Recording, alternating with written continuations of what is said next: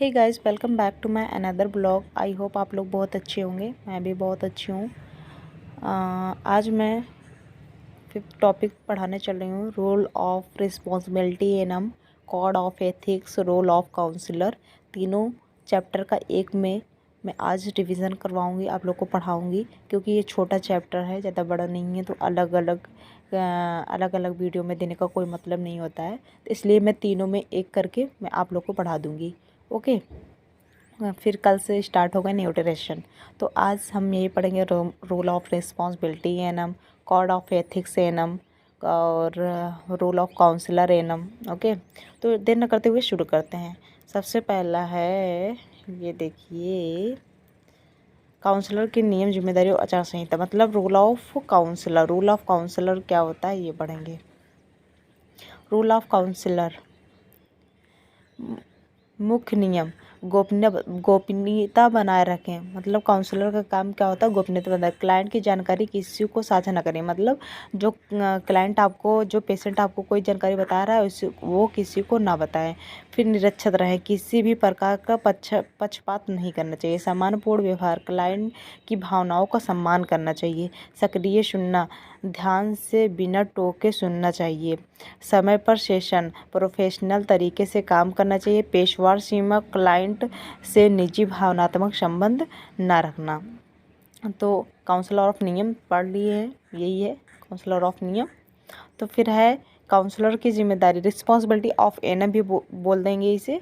इसमें काउंसलर है, चाहे रिस्पॉन्सिबिलिटी ऑफ काउंसलर बोलो या रिस्पॉन्सिबिलिटी ऑफ एनम बोलो।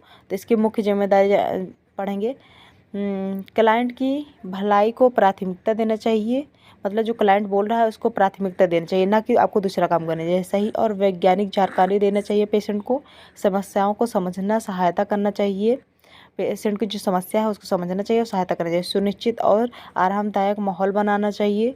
ज़रूरत पड़ने पर विशेषज्ञ के पास रेफ़र करना चाहिए, जिससे कि जो पेशेंट की गंभीर हालत हो, उसे हम ट्रीट नहीं कर पा रहे हैं तो उसको हम बड़े डॉक्टर या चिकित्सक के पास भेजना चाहिए। निरंतर सीखना और अपडेट रहना चाहिए।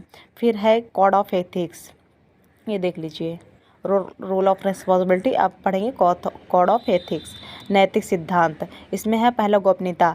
कोड ऑफ एथिक्स में मतलब जो पेशेंट अपनी जानकारी बता रहा है उसी को, वो जानकारी किसी को साझा नहीं करना चाहिए, उसे क्या कहते हैं, गोपनीयता बना के रखना चाहिए। ईमानदारी और प्रादर्शन रखना, मतलब जो ईमानदारी होना चाहिए इसमें, ना कि झूठ बोलना चाहिए।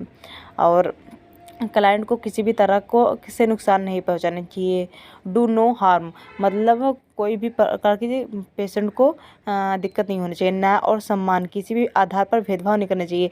जैसे बहुत लोग होते हैं गरीब और अमीर में भेदभाव करते हैं, बट आपको भेदभाव नहीं करना है। जो मतलब एनम होती है उनको भेदभाव नहीं करना है, अभी सभी पेशेंट को एक तरह की सेवाएं प्रदान करना है। पेशेवर योग्यताएं, मतलब सहानुभूति और संवेदनशीलता दिखाना चाहिए। मतलब जो पेशेंट है उनको सहानुभूति से समझाना चाहिए, संवेदनशीलता दिखाना चाहिए, ना कि घमंड दिखाना चाहिए। क्लाइंट की स्वतंत्रता का सम्मान करना चाहिए। जो क्लाइंट अपने बात को रख रहा है, आप उसकी बात को अच्छे से सुनना चाहिए, मानना चाहिए और उसके बात का आदर करना चाहिए और उसको अच्छी जिम्मेदारी और अच्छे से मतलब जानकारी देना चाहिए, अच्छे से समझाना चाहिए हर एक चीज़ के लिए।